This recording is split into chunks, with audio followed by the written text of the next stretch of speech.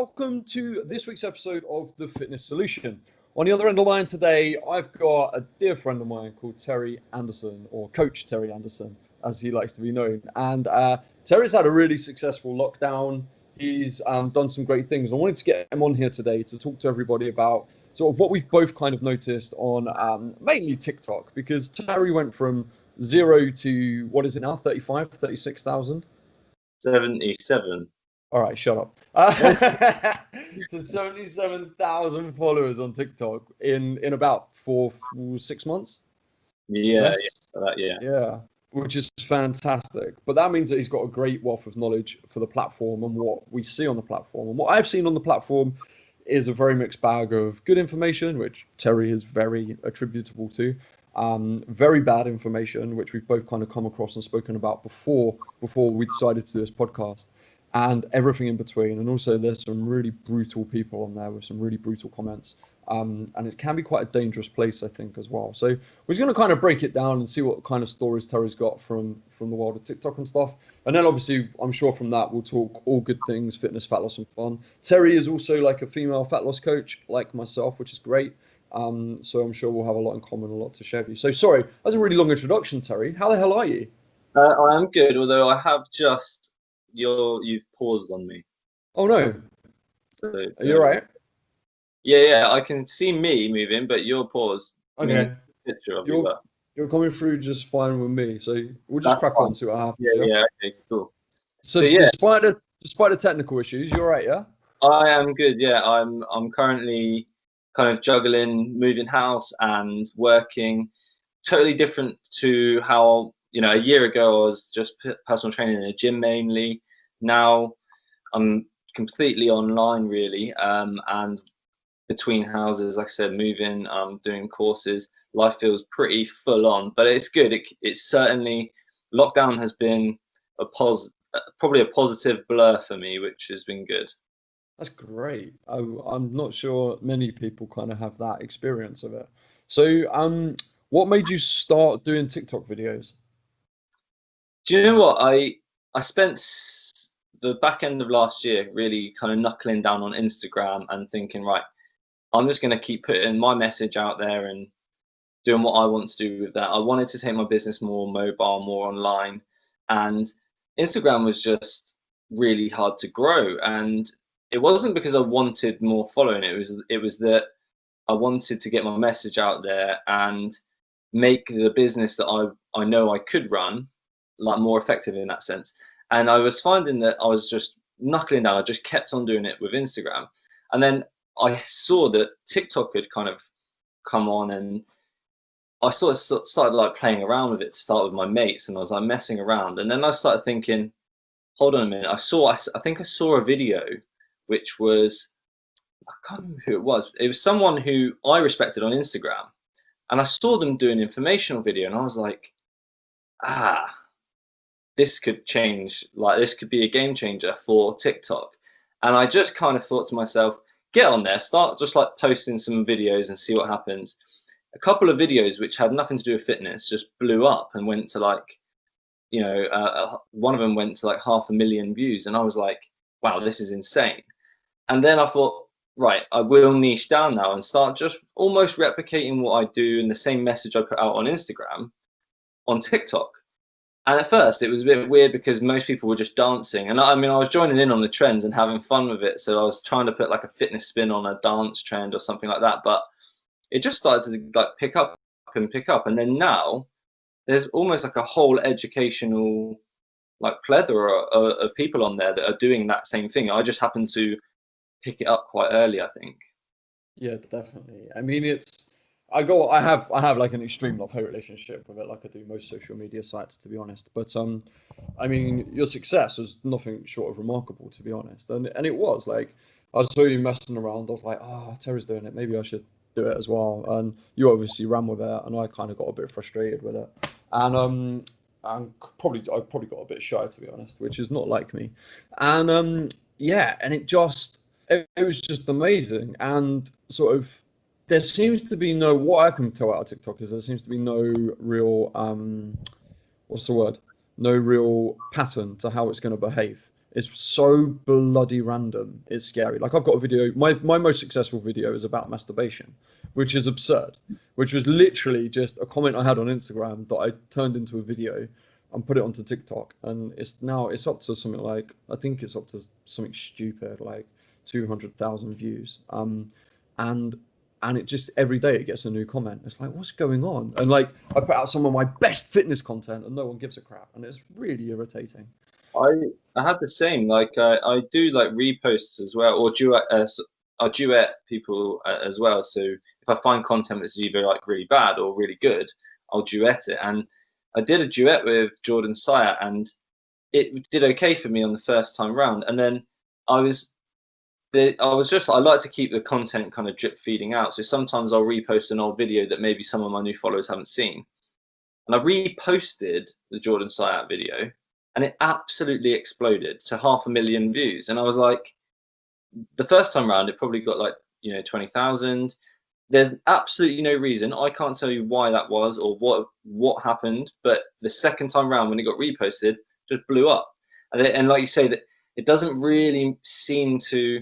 I do realize that good quality content does seem to do better on there, but it is again finding that time to. It's a balance between just putting out lots of content which is pretty good, or spending hours making one 15-second video just so that the quality is better. And I'm definitely more in the first one, where I'm just tend to put more out, and hope that some of it will take off, some of it doesn't. The idea with me is just keep giving out information.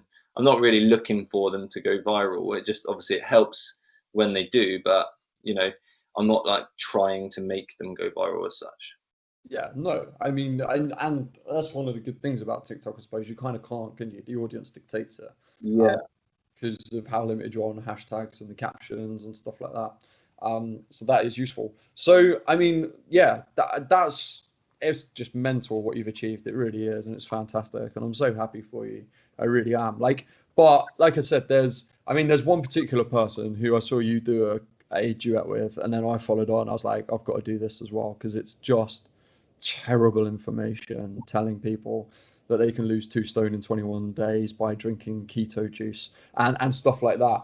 And there's a real underworld to it, isn't there? So come on, what's some of your best stories and some of your best videos about like what's just been terrible? We don't have to like give away any accounts if you don't want to or anything like that, but No, I there's mean, some bad info out there, isn't there? the problem is it's completely there seems to be this like not a trend, but there seems to be something going around where people are getting huge accounts. Like I'm talking 1 million people are following these kids, and all the kids are doing are duetting other, like they're like rating things.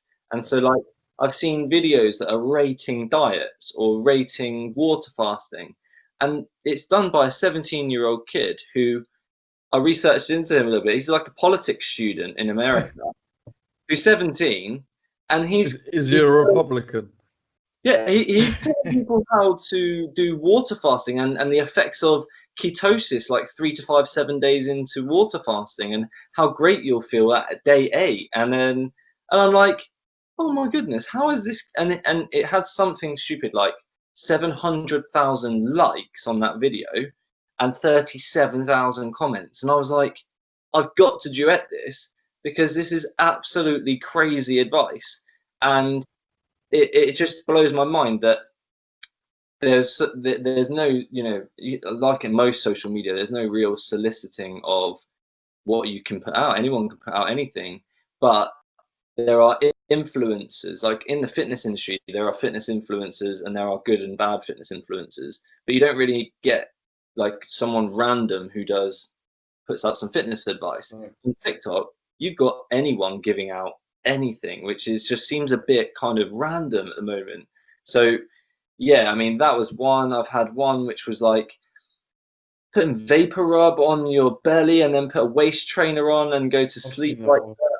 Oh my goodness. I was like, you'll wake up with chemical burns probably. And it's just that people, especially during lockdown, the thing that's been crazy is more people have been on the platform because they're bored at home in lockdown.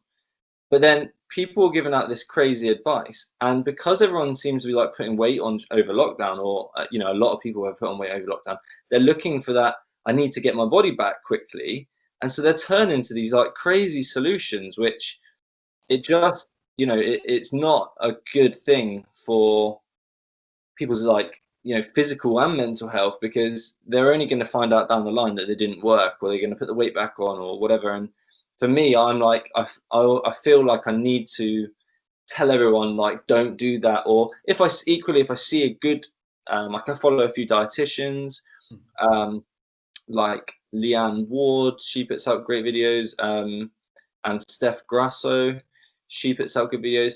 And you know, when I see good advice, I equally will duet that and say, you know, like, go follow this person. This is what you should be listening to. And the same with any of, you know, I know that, you know, we've got some mutual friends, and I'll duet their videos as well, because I know that they're putting out good advice. And now I have got a bigger following. It's nice to be able to clarify those things. But yeah, it's been a pretty kind of roller coaster ride. At the start, there wasn't much of it, but now there's a whole lot of crap out there. Yeah, I find it just makes me so angry. Like some of the advice out there, and it doesn't make me angry because I think, well, you know, they're getting lots of people looking at it and all the rest of it. It makes me angry because like some of the advice I've seen could actually properly physically damage people. Yeah, absolutely. And I suppose the other people who have these accounts will probably look at me and go, well, that's rubbish advice. You're telling people that it could take them up to a year to lose £10. And I'm like, well, yeah, because in my experience, that's what seems realistic. And what I can see from what you're putting out there, it doesn't seem realistic. And we're always going to have these opposing views, right? But I find it's a very cutting place as well. People very much just say whatever the hell they want on there without care or regard for anyone, like the person who's created the video, the person who's responding to the video, or anything. Like it feels like it's kind of a bit like war on there to me at Yeah. times. Have you had any of that? Like some real negativity, some awful comments? I've had, weirdly, like, I like to think with regards to social media. I mean, I don't have really. I have a personal Facebook account. I have TikTok started as a personal account, but it's not really anymore. It's more work. But I don't really have a personal Instagram or anything like that. Like when I'm not working, I don't spend my time on social media. It doesn't, you know, it doesn't bother me. But I see the benefit of social media, especially for my job. But I see, and this is the first time ever, you know, out of all social media that I've got caught up in something, and I was like, I need to like take a step back here, because I'm never going to be able to please everyone. And I got caught up on the Jordan Synap video, and it was about, you can eat pizza if you want, you can have um, ice cream if you want. I can't remember what foods exactly it was, but it was like all kind of sugary and Yeah. high fat foods, but saying like, you can do it as long as you're in a calorie deficit, you're going to burn fat. It's not the most healthy way of doing it necessarily, but you're going to burn fat. And I had these people just go at me about insulin and about Jason Fung and the obesity code. And I'm actually reading that book now because I want to have the other side of it. And I know that for me, I know my standpoint. I know the argument that already brings without reading the book, but I'm reading it because I actually found myself at that point. I was like, I've got people who have no qualifications whatsoever. They've never worked with a human being in this field, and they've read one book, which was Jason Fung's book, and they are going at me about the fact that you can be in a calorie surplus and it's all to do with your hormones, and women should be taking testosterone to balance their hormones. And I was like, I was like, this is bonkers. But I was trying to defend myself and like Jordan. Yeah. And I was just like, I spent ages just in this argument with these two people. And I was like, do you know what? I'm never going to actually please these people. I need to just remove myself from this conversation. I know Jordan said to me once when he kind of started blowing up his TikTok, he went, he was like, my block finger is so strong at the moment. And he was like, I just go through and just block the crap out of them. Because in fairness, like, granted, there has to be an element of balance to what we put out there, and it's important you understand what people are listening to, reading, and stuff like that. But actually, the way you're creating your balance by educating yourself, reading the book they're talking about, is far better than you just jumping down their throats and going, "You're wrong. You need to do this and everything else." You know, you're creating a balance through knowledge as opposed to a balance through opinion, and Yeah. that's something these people fail. You know, it's like they're not going to pick up a book about energy balance or something like that, because they're already sold. They're sold down a river on this crazy idea. I started reading the Obesity Code, and I think I only got like 2 chapters in, and I was like, I can't handle this. And it's such intense advice. The thing that the reason why I was like, okay, this guy's a doctor, you know, he Mm, obviously knows what he's talking about in terms of physiology of the body, but he is giving a very left field approach to what is a well-known, you know, kind of area and well-researched area.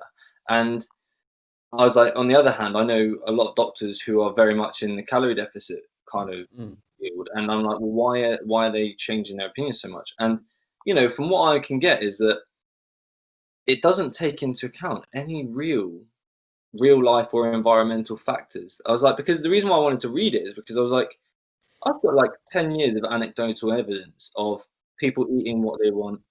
I got down to 5% body fat myself, still drinking in beer days. and having a kebab at the weekend sometimes, you know? Yeah. I was like, that can't be anything to do with like the fact I've never ever cut out carbs like that. I've never, you know, I've always lived in a calorie deficit and burnt more. And it's the approach I've always taken with my clients, and I get results day in day out with them. And I'm like, just the anecdotal evidence that I have surely suggests that this is not right.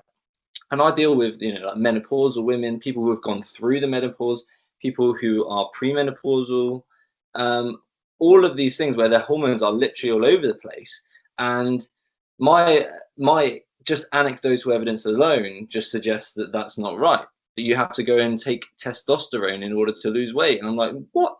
It is madness. So it's, even if in theory and the science of it suggests it can work, in reality, it's not going to ever cure obesity as an epidemic, because it's just not practical. It doesn't work. And you know, like, I just found myself getting caught up in those comments, and I was like, actually, I need to read this book because they're so far that way, and it seems so, you know, left field for me, just in reality. And you know, it is kind of confirming it. I'm going to get through the whole book because I want to read it all, but where I'm at right now, I'm like, it's not really taking into account anything in kind of like real life. Yeah, maybe I should revisit it and just check in with it, because it seems to be a bigger and bigger fight we're having at the moment in like the calorie deficitors as we are, compared to, you know, the insuliners on the other side of the equation. And I think it probably would be best to arm yourself as best as possible.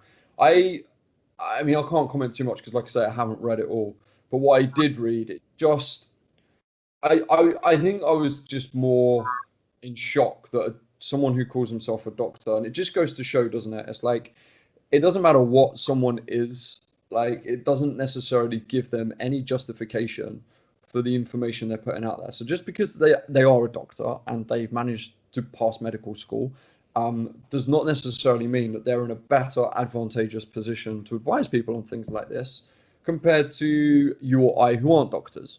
Um, Yeah. Granted, I don't have DR in front of my name. I don't have a Master of Science or anything like that. But then a lot of these doctors, I find, like if you've been watching the Channel 4 documentary at the moment, like How to Lose a Stone in 21 Days or something like that. No, I haven't watched it yet. I am going to watch. My friends told me about it, so I'm going to catch up with it. I watched one episode of it. It's just infuriating, full of weight Yeah, stigmatization, full of terrible coaching.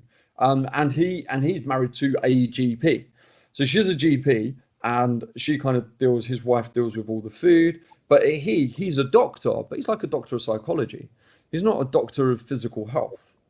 He's not a doctor of anything that would necessarily lend itself to physical training or coaching people how to lose weight. Um, it is terrifyingly poor. And then he didn't make his name as a doctor; he made his name as a journalist.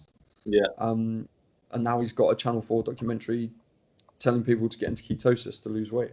The biggest thing with this Um, book that that I'm reading is, or that I've seen so far, is that you know that yes, obviously it's going to be good for the body to reduce your insulin resistance and become more insulin sensitive. That's going to benefit everyone, but the way they're doing it is just not practical. It's literally, it means that you have to live this life of no, no sugar, no anything at all. Like we've got to eat the same diet for everyone because that's how we should eat. It just doesn't take into account emotional factors, physiological differences, environmental differences, socio-economic differences, all of this, which, around the world, do you think where there's an obesity crisis in, I don't know, Mexico, where it's cheaper to get Coke than it is water. Do you think they're going to go and take testosterone to sort their their insulin sensitivity out and balance their hormones in order to lose weight? No, it's never going to happen. yeah. And so it's just not practical advice. Even if it was something that worked, I haven't even got to that kind of depth of it yet, but it even straight from the off, like learning that, it's just not practical. And so working with my clients and understanding that every individual is different, everyone, yes, their hormonal profile is different, but their whole life is different to the next person. And so you've got to find an approach that fits, that takes the science, which we all know that the calorie deficit model does work, and that's how you lose fat. And when you apply that science in a flexible way to individuals' different lives, that's what gets me the results with my clients. That's what I've always done with myself. And without even knowing it, across the last 25 years, like I've lived that. And whenever I've put weight on, it is because of the simple fact that I've either not been watching what I've been eating so much, or I've been more inactive. And when I'm able to help people enjoy the process and stuff like that, like that's what gets me the results. And so now, putting out the message I put out, I feel confident in doing that because it's really kind of, I've got that anecdotal evidence, and I've got the kind of the people like yourself and Jordan and all the other guys that we come across in the industry who are seeing a similar message. It's nice to know that you're all doing that, and you've almost like got each other's backs against this, because social media is so volatile at times. And it is the first time I've kind of experienced it where I started to get involved in the comments, and I was like, I need to. This is exactly what I don't want from social media. Yeah, yeah. And then that can cause lots of anxiety and things like that, which is a whole other issue, isn't it? I imagine, like having such a huge following, it probably does cause. You probably feel a lot of pressure when you put something out there. I mean, I do, and I don't have anywhere near the following you've got or anything like that. But sometimes when I put something out there that's going to be a touch controversial, or something that I think's maybe a bit near the mark, or something like that, then I get a bit nervous. Or if someone asked me to do a video on TikTok for them about I can't remember what it was. Like, I think it was like, do fruit and vegetables help you gain weight or something like that. And I kind of did a bit of a terse response in hindsight to him. And I think I misunderstood the question a little bit. But I did the video, and it was a bit kind of mocking a little bit, just like fruit. No one ever got fat from eating too many fruits and veggies and stuff like that. So you've got nothing to worry about. Yeah. I think it was a message I tried to put out there, but I kind of probably just misjudged it a little bit, probably in a fit of excitement. And he came back and was like, "Yeah, I thought you was really patronising. That's ridiculous." And I was like, "Oh crap! Now I've disappointed that guy." And that's just one instance for me. It's one guy, one video, one time. And Yeah. now, like, if multiply that by 75,000, it's probably it kind of, there must be a massive element of, we're all in this to try and help as many people as possible, but in doing that, you're also going to piss off or not help as many people as you are trying to help. And I imagine at some point you have to come across and just trust that you're going to pick your audience and they'll find you, and you can't worry about the people who you're not helping, because you can only stick to helping those who you can, if that makes sense. Yeah, absolutely. And I've definitely experienced some imposter syndrome over the last Oh few my God. few I've months. had that over the last few weeks massively. Sorry, carry on. Yeah, it's literally, the fact that one of my biggest videos, I that probably, you know, got me a significant amount of followers from that video alone, was me duetting Jordan. So it's actually like me Sure. saying, go Yeah. and look at his information. And I'm like, well, these people have followed me because I know that deep down they're following my page and following me because, yes, I put out, for every one duet I do, I'll do like 4 of my own videos. And so they like my content as a whole. But when you're getting loads of people commenting and then talking and asking about this information, and it was actually Jordan's video originally, I was like, I feel like an imposter, and I feel like maybe I don't warrant this following. I don't warrant the fact that these people are coming to me for information because I've actually I shared someone else's, which has got me a lot of information, a lot of followers. And but then I have to keep telling myself that the way I put my information across is I put my message out, and if someone's got a similar message, I will say to people, go also follow them because they're going to put out great info, and so is this person. And then I'll duet one where I'm like, don't follow this because this is bad advice. And so when people then start to follow myself, and they'll follow Jordan, they'll follow you, and they'll follow everyone else that, you know, I might duet and tell them to go and follow, I know that actually that's part of what I'm giving to people, is this like plethora of information of, yes, this is my stance on things, but also they give great information as a registered dietitian, and they're a great psychologist. You know, Dr. Julie Smith. She's amazing, isn't Yeah. she? Yeah, So yeah. I need to convince Richard Nichols to get a TikTok account as well because he'll be amazing on there as well. yeah, Um, and it makes a difference. Like, you know, I think to myself, I'm sharing that information because I know it's good, and I think that my followers will enjoy that. But yeah, geez, like when you blow up like that, you're like, oh, I just had this like massive thing. I started thinking I need to study more. Maybe I should go back to university and do, you know, my master's degree just to make sure that I have got all the knowledge that, you know, I'm saying. And you just start thinking like all this horrible crap that really, I know everyone goes through it, especially if you're, you know, you're gaining some success or whatever. A lot of people. I mean, I read James Smith's book over lockdown as well, and you know, he's one that said like he had a massive bout of imposter syndrome whilst he kind of blew up. And I think it's only normal when you're giving advice to people, you sometimes have that kind of reality check of, is what I'm doing actually, you know, correct? And I think it keeps us grounded. I think there's an element of it which is probably useful, but it's definitely not. It's the first time I've experienced it, and you kind of feel like the social media grip is on you a little bit. I Um, find I get big bouts of imposter syndrome when it exploits something that I already feel weak about in myself. So like you know, I am quite confident I could coach as like a mindset coach. I can coach anyone in the world, and I can definitely get them to improve their mind. Without a shadow of a doubt, like I'm just naturally very talented at doing that. Mainly because of my background in acting, right?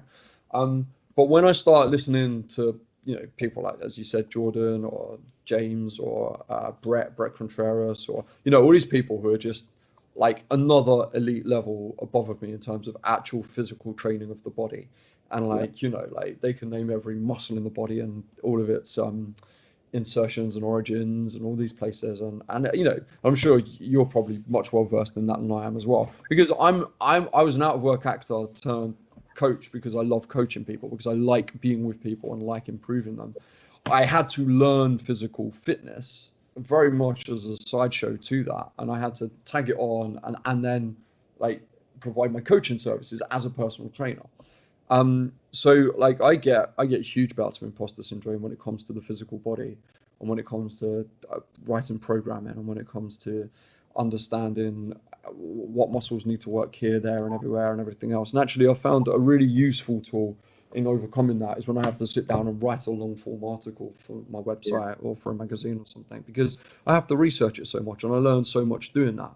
Like I yeah, did one the other day on the push up, how to get your first push up, and like I learned so much in terms of what muscles go into doing a push-up, and it shocked me. And I'm sure there's not many personal trainers out there who do know all the muscles, like like your serratus anterior and your biceps femoris and all these things. It's like, really, that's in a freaking push-up, and it's like, yeah, and it does, and I find myself withdraw, and I get very scared, and I think that's what happened to me on TikTok quite a lot. I was just like, I just can't do it. I'm just not there for it, and it is terrifying, and it causes a lot of anxiety.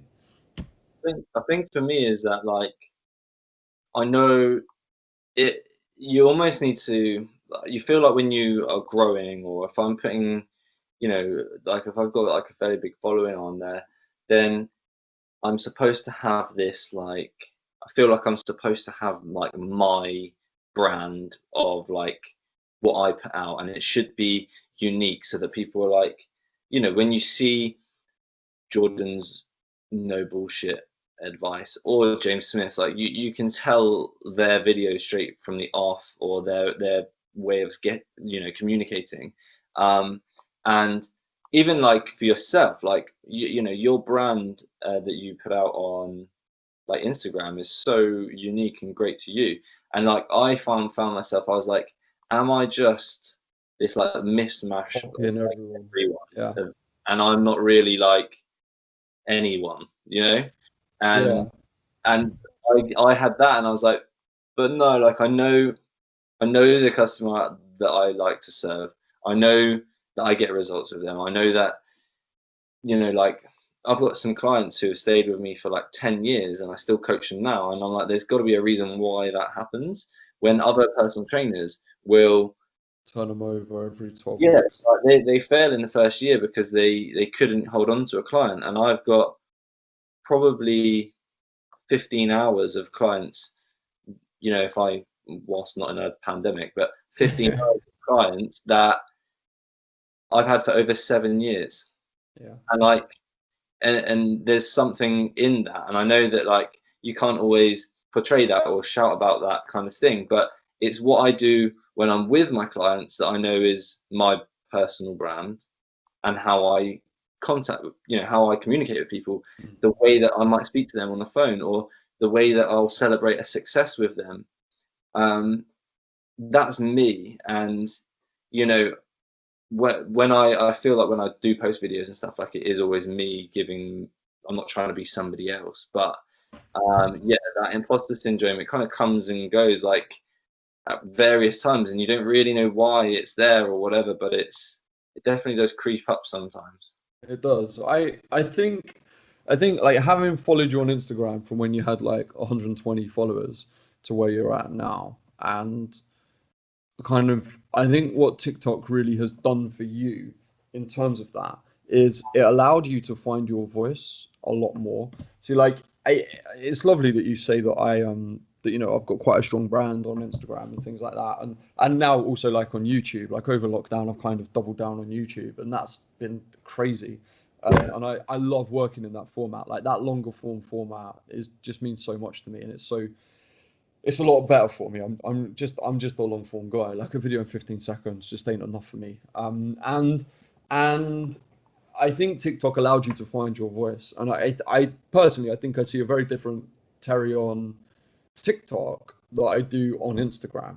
And I think you've bridged that gap a lot better now compared to when you kind of first kicked off.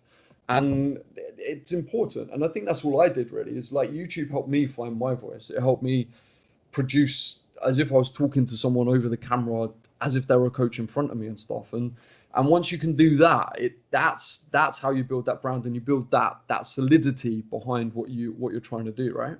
I'm glad, yeah, like, now you say that, I'm glad you kind of said that. When I first started TikTok, I was like, I need to hide this shit from everyone because, like, no one needs to see me dancing around my mum's garden at the age of 32. So, like, but that said, like now, Instagram Reels has come out, Yeah. and I was like, and like, I put a couple of my TikToks on my Instagram stories a couple of times, and I had like mates from uni or whatever, like going, "What the hell? You spent too much time at home, mate," like, and stuff like this. And I was like, oh shit, yeah, maybe this isn't right for like Instagram.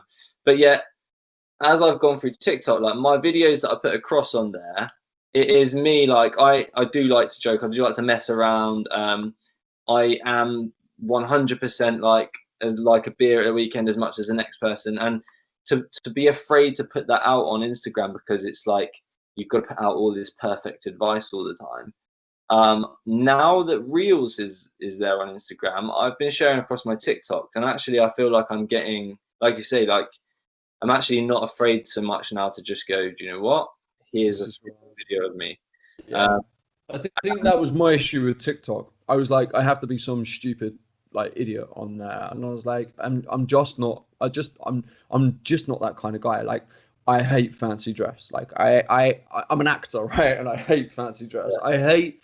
Like, I'm happy to make a fool of myself, and I'm happy to be silly, and I'm happy to be daft, but I'm not happy to contrive those moments. And on TikTok, it kind of felt like to me that's what you had to do. I don't know why, but that's just what got into my brain. And it wasn't at all. And that's why on YouTube I'm like, oh, I can be my serious coachy self here. Yeah, And I moved it onto there and decided and I've loved it. But I think that was the issue I had with TikTok. It wasn't able to be my voice. And it's taken me a while for it to find my voice. And the same on Instagram. And also there's always an element of you're gonna chase we're all chasing trying to build our businesses, aren't we, on there? So we're always gonna get seduced by trends. We're always going to get seduced by the things that we feel like people want to see to try and build things up in the hope that we might find someone for our coaching system or whatever it might be and everything else. But really, they're all going to flood to you once. It's like what you said to me the other day when I was messaging you, and you're like, dude, don't worry about it. Like you shine through your posts and stuff, and it means a lot. And it did. I really needed to hear that day. And people will come to you when they come to you because it's clear and obvious who you are and what you do and how you can help people. Um, but it's very easy to lose sight of that sometimes, especially when you've been banging your head against the wall for like 4 or 5 years on it, and you feel like you're making very, very slow progress. But I suppose we just have to relate it to weight loss, right? And then we'll get perspective on it. that's it. Yeah, and like I'll see people who blow up overnight, either still on Instagram, even, which seems to be an impossible task these days. But and then even more on TikTok. But you know, sometimes you're like, oh, maybe I am like going too slow or whatever. But actually, do you know what? Like one massive difference I've seen is, or sorry, not a massive difference. What I was doing like a year ago still gained me the clients that I wanted in my Mm. business, that I haven't seen like this like completely massive like transition into like, oh, I'm this like You know, influence, I'm billionaire. Yeah. like flooded with so much business. In that the right people find you. Like if somebody is waiting for that type of person to coach them and then they come across you, then they will reach out to you. And it doesn't matter if you've got, 1 million followers or 1,000. If you're putting out the message and you're just being you, like people will find you. And I'd say like when I had 1,000 followers a year ago, that was it. I was still able to get clients online because still then I was putting out my message. It's just it goes out to a lot more people now. But I think, that's the one thing, if I was ever to like give any social media advice in that sense, it is just don't worry about your following or anything like that. Just put out what you want to put out, because ultimately you'll still attract people. The right people will come to you. You only need one follower to be a client. Mm. You don't need 10,000 to have one. You might only get one client from 10,000 followers, especially if the wrong video blows up. Um, so yeah, I think that's where, the other day when I was being serious, I was like, I highly respect you, and the fact that like, you know anything to do with video, I admired you. I did not want to go on camera a year ago. No way. Like I did not want to be in front of anything. And then between doing stories, I know we've kind of been through a similar process Mm. the last year, and starting out by just doing more stories and getting more comfortable. Whereas I saw you and I was like, oh, this guy is the shit. Like he's so good on camera. Like, Um, and it just, that freaked me out back then. But then I've just developed my way of doing it. But you're doing yours, and I would freak out about the thought of doing long form stuff because I feel like I waffle a lot. yeah, I hate. it's like it's a lot of practice. I mean, don't get me wrong, like YouTube, look, I wouldn't be able to do YouTube if I had to spend a long time editing my video. So what do I mean by that? Like, if I had to cut out all the waffle, if I had to cut out all the ums, the ahs, and everything else, I'm like, I'd get so frustrated sitting there. And a YouTube video would go from taking me maybe an hour to produce to taking me maybe 6 or 7 to produce, and that's not useful for me. But when I first started doing podcasts, my fiance, she used to listen to them and she used to go, "You do say and ah a lot, don't you?" And I've literally had to train myself to stop saying and ah. And I've had to, and what I do now is that if I feel like it's coming, I'll just take a big deep breath. I'll look off camera, I gather my thoughts, and then I'll go again. And that's that. And if I can find them when I am editing, I can take them out. And if I don't have to, because it's not, it doesn't affect the rhythm too much. You just sound like a normal human being talking. And it was the first one I put out there was scary. Like it took me a long time to get done. And if you go back and watch it now compared to my newer ones, they're so different. And I've only been doing it really, what, 4 or 5 months. Yeah. But I've never been scared to just take my time on camera. And a lot of people, when they see that little, well, green light on here, but that little red light turn on, they clam up, they get very nervous, and everything feels like it's overemphasized. But it's no different to doing an overhead press. It's no different to doing a bench press. Like you have to know when to tense up and you have to know when to relax. And the more you relax before you have to tense up, the easier it's going to be. So just stay calm, stay relaxed, and just do it. And there's moments I'll go, no, that one was rubbish, let's reset. And no, that one was rubbish, let's reset. But generally, like I've got the method down very well now. And it does just fly. But it's like anything, you've just got to start practicing it. So I saw you said you was going to start a YouTube channel a month ago. Uh, yeah, like I was about to say, like I put a poll out because someone asked me the question, like, you should do a YouTube channel, and immediately imposter syndrome like kicks in, and I Yeah. was like, oh my god, like I am comfortable doing little 15-second snippets, but I know that I waffle, and it's just like it's a joke within my friends how I waffle, and I was like, I can't do that like a YouTube thing. So I put a poll out, and I was like, I wonder how many people would want that. Like 80%, and it was my best. It was like the highest voted poll I've ever done on Yeah. Instagram, and they were like 80% of them were like, yes, we want to see YouTube. And so like for the last month or so, I'm like, right, when am I going to do it? And it's more because I don't want to, like you say, like I feel busy enough at the moment as well, like between studying and looking after clients and all the stuff that I currently do. I'm like, I know I'm going to have to spend 10 days to edit a video because I'm going to be waffling so much. And I was like, how, it's more that. And I'm like, how am I going to get around that? So yeah, I mean, I haven't made that jump yet because, not because I think it wouldn't work. It's because I know that I need a lot of practice with that, and I'd also need a lot of editing practice as well.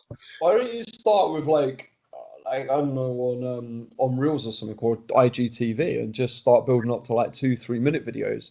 And then Yeah, there's nothing wrong with like a 2 minute, like I did a 2 minute video yesterday on negative push-ups. And yeah, it had like 3.6 thousand views overnight. I was like, bloody hell. And it doesn't have to be 20 minutes, half an hour. In fact, my longer form ones, I probably don't have the ability, I don't have the audience yet to hold people's attention for that long yet. But I still put them out there because yeah, I think for those who do want to watch it, it's still very useful information. But I find I record in blocks, so it's not like I don't just keep the camera running the whole time, and it's like I'm just talking. Like once I'm done, once I've finished the thought, I lose my train of thought. I'll cut it, I'll save it, and then when I have a video ready, I've probably got like 10 snippets yeah, of the video, and then I'll put them in order. So I'll save it like metabolism 1, metabolism 2, metabolism 3, so I know what order I've recorded them in, and then I'll put them in, and then I'll just put them together basically. And it's just a little jump cut, which people are more and more used to seeing these days. And as long Yeah. as you keep the camera in the same place and the lights in the same place, it doesn't really matter too much. And it's just kind of gone from there. And that's probably how I've managed to get my edit time down. But I've produced films with Oscar winners, and I've had films in the Cannes Film Festival and stuff, so I know my way around an edit suite. So that's all right, you know. I think the So thing that's the fun. thing that's like crazy is my mum like takes the piss out of me because I the amount of times I'm editing and retaking a 15-second video. I'm like I'm just saying the same thing over and over again and like editing it and retaking it, and I was like, geez, if I tried to do a 5-minute video, this would be hell. I'm sure you'll get used to it, man. And then, it's just a case of thinking about the number one question that you get asked and start with that one, That's what Yeah, I do. yeah, And go from there, buddy. Yeah. Well, it's been a good chat, mate. I look forward to your YouTube channel starting. yes. Thank Uh, you. I'll tell you what, I will make one and I will tag you in it when I put it out there. I look forward to it, mate. That'd be great. This will go on YouTube, so that's something you can have to start. Um, so that would be good. Please do tell everyone how they can get hold of you and where you're from and all the rest of it. All your handles and whatnot. Yeah, so my handles are at Coach Anderson UK on TikTok and Instagram, and also on Facebook. My Facebook page, which I don't use loads, but it's still / Coach Anderson UK. And yeah, I mean, I'm on kind of mainly Instagram and TikTok every day, 2 or 3 times a day, posting out information. So yeah, that's the best way to get hold of me, or DM me on Instagram if you find me or you have any questions. I aim to answer everyone's questions on DM that do message me. For me, I want to give out as much advice as possible. So if I can help someone, the things that kind of I think literally still on my story at the moment, I had a message from someone saying that they'd lost 15 kilos in lockdown thanks to my advice. And I was like, and it is just from watching my videos, and it's not, and that advice is, legally we have to give out the basic advice, but it's from that they've messaged me, say thank you so much, and when I get that, like, I'm like, oh yes, this is why I do it. And so yeah, One feel free to DM me or questions or anything like that if you're watching this. one thing I always tell my clients on that point is never, ever, ever underestimate the power you can have on someone without ever knowing you're having it. Yeah, And like, especially when clients are scared about, I don't know, scared about making a change or scared about putting themselves out there or whatever. Like, for instance, on my YouTube, I've got 2 videos that I took a client on a 30-day weight loss kind of plan. Not a plan, it was a scale challenge. So I wanted her to weigh herself every day for 30 days in the morning, and we're going to track it. We're going to see where that kind of accountability gets her. And I turned it into like 2 30-minute videos, because the first one was just me and her. She needed to get on with it. She needed to crack on with it. And she was willing to do that. Like, she doesn't feature in the video. She remains nameless. All I do is put up photos of her numbers.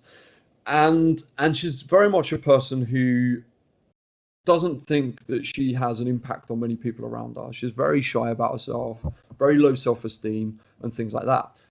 And then what I did is I put that YouTube video out there, got a nice response and everything else. And then about 2 months after we started this, I got like 5 or 6 messages from people going, I watched that YouTube video and this is what I've achieved. And I got about 10 graphs from clients and people like that who started weighing themselves every day. And I said to this client, you have to go and watch that second video, because you've inspired 10, 11 people to lose loads of weight, and that you've changed their lives. I didn't do it. She's like, well, you're the one who put the videos out there. I'm like, no, I didn't do it. You gave me the opportunity to do that. You're the person who's done it. Like, you can never underestimate the effect you're having on people. And it's something that everyone who's listening to this should remember. When even just a smile in Waitrose or Sainsbury's or wherever you are, it can change someone's day. It really can. And to your point, like, Terry is, if you follow me, if you listen to this and you follow me on Instagram, you ask me questions or whatever, Terry is very much built from the same mold as I am, in terms of that. He's so helpful, he's so generous with his time, he's so lovely, He's very nice, and and if you're single, ladies, I think he is as well, and he's quite good looking too. And he's just gonna help you tons. So please do reach out to him, ask him questions, and if he gives you any advice that's contrary to what I tell you about a calorie deficit, let me know. I'll have a shout at him. We won't, mate. We're cut from the same cloth. It's all good. Indeed we are, aren't we? Which is always a good thing. Right. Well, thanks for being here, Terry. Like, I really appreciate you giving up your time today. All right, matey, and I'll see you very soon. Yeah. Yeah. Cheers, mate. Thank you. Awesome. Cheers, buddy.